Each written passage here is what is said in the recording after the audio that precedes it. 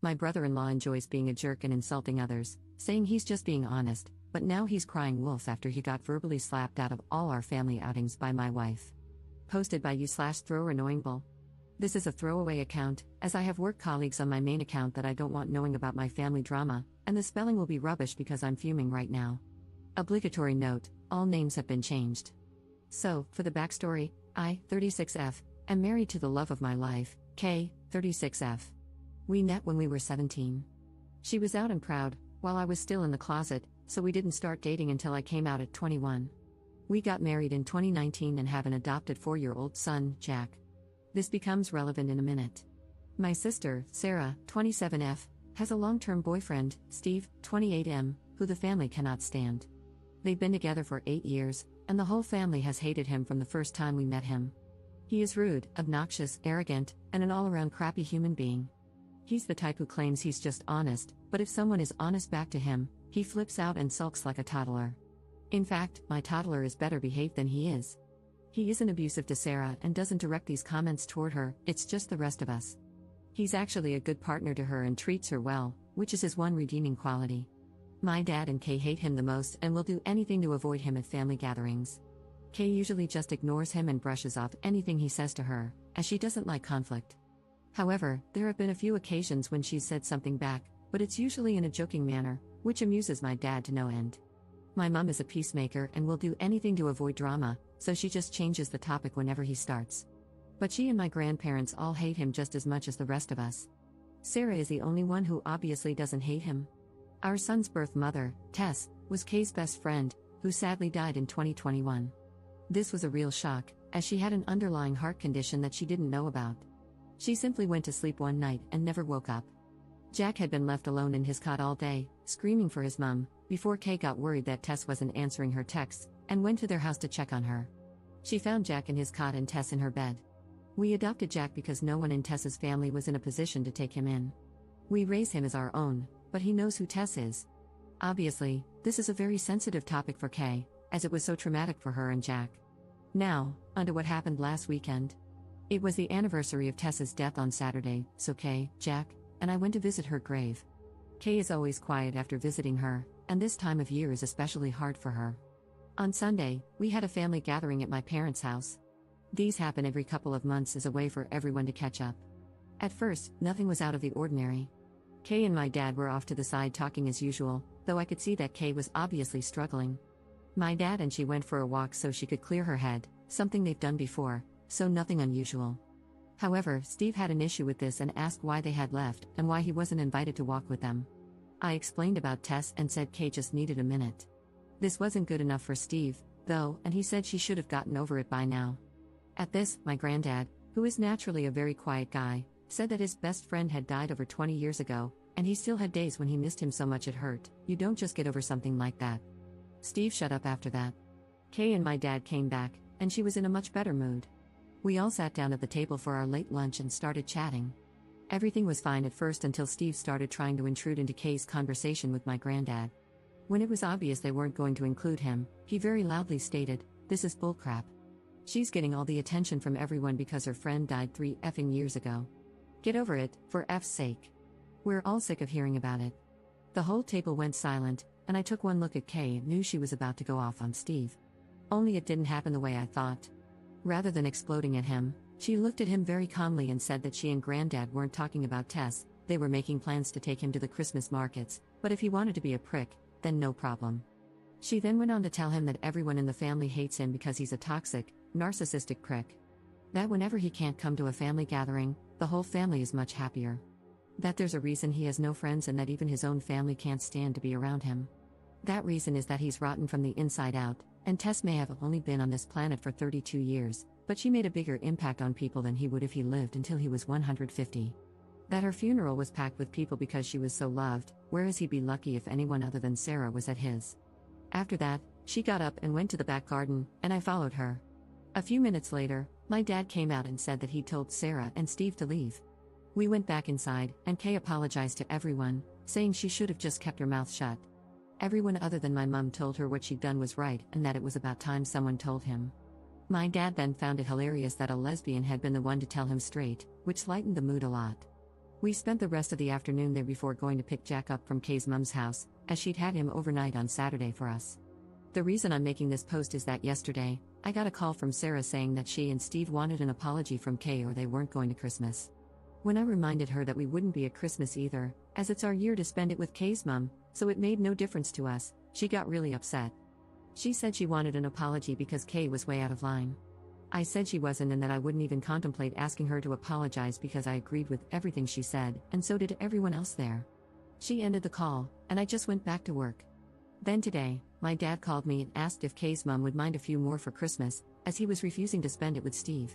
So, he and my granddad needed somewhere else to go. Apparently, after Sarah had called me, she called Mum and started ranting. My mum told my dad to get Kay to apologize, which he refused, and they had an argument. My dad has now decided he's done with Steve, even if it affects his relationship with Sarah. He's not having it anymore. My mum wants Sarah there, but Sarah won't come without Steve, so my dad is going somewhere else, and my granddad agreed with him. I texted Kay's mum, and she said they were welcome, so now my mum is furious and saying that my dad and Kay are ripping the family apart. So, basically, this has turned into a crap show. Kay has said she will apologize if I want her to, just to keep the peace, but I've told her no way. Everything she said was true. I just don't know where to go from here. The people in my life all hate Steve so much that Kay could have physically attacked him, and they'd still think she was in the right. So, that's why I'm asking internet strangers who might have dealt with difficult family members, what can we do to get to a place where we can be around each other amicably? I'm struggling to see a way right now. Wow, I didn't realize how long this got until I went to post it. Sorry about that. Up in the comments.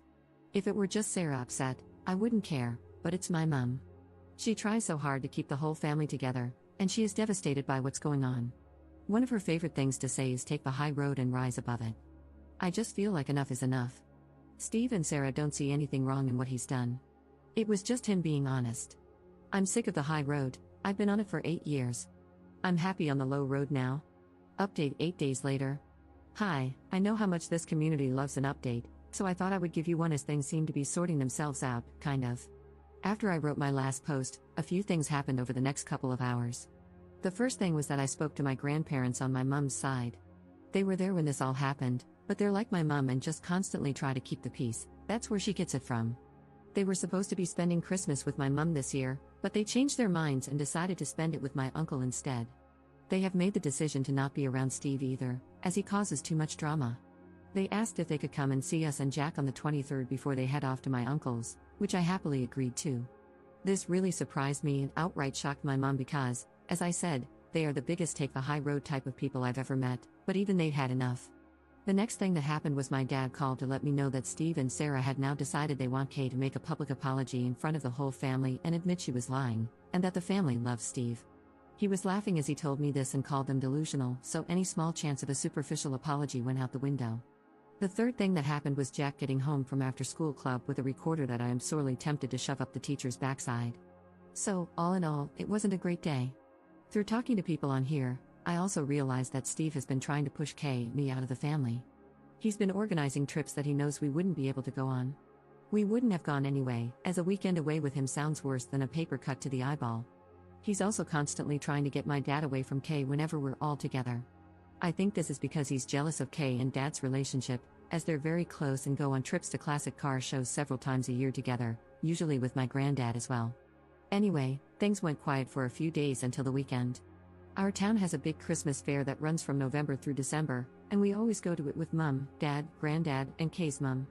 We decided to cheer my mum up a bit by going on Sunday and then going out for dinner after. My mum was told that if Sarah or Steve showed up, we would all leave, and she promised they wouldn't be there. Things were a bit awkward at first but settled after a while. At one point, Jack got my mum and Dad to take him on the giant snow slide. As my mum walked back over to us, she had tears in her eyes. I pulled her to one side to see what was going on, and she said that while waiting in line, Jack had said he was happy Uncle Steve wasn't here. When my mum asked why, he said that Uncle Steve was a bad man. My mum tried to say he wasn't, but in typical stubborn 4-year-old fashion, he argued and said he'd learned in school that people who say mean things all the time are bad people, and Uncle Steve says mean things all the time, so he's a bad man, and he didn't like him. There had been a case of bullying in his class a few weeks ago, and the teacher had done a lesson on how wrong bullying is, so I think that's where this came from. This finally broke through to my mum. If even a 4-year-old can see what a horrible prick the man is, then she had to as well. She said she felt stuck because she hated Steve and agreed with everything Kay has said, but she loves Sarah and doesn't want to isolate her.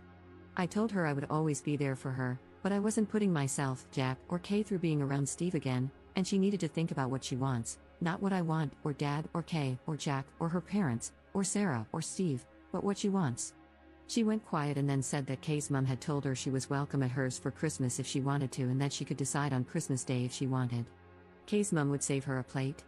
We went back to the group, and a little while later, I saw Mom and Kay's mom having a deep discussion while walking behind us. Neither will say what they talked about, but Mom seemed a bit happier after their talk. They have also been talking since, as yesterday my mom told me that she will be coming to Kay's mom's for Christmas, and they've been talking about going shopping together next week. When Mom told Sarah after calling me, Sarah predictably lost her mind and said Mom was choosing us over her. My mom told her she was choosing to have a good Christmas rather than being belittled and made miserable, all for the sake of Steve and his so-called honesty. Sarah then called me and asked if I was happy that I'd won.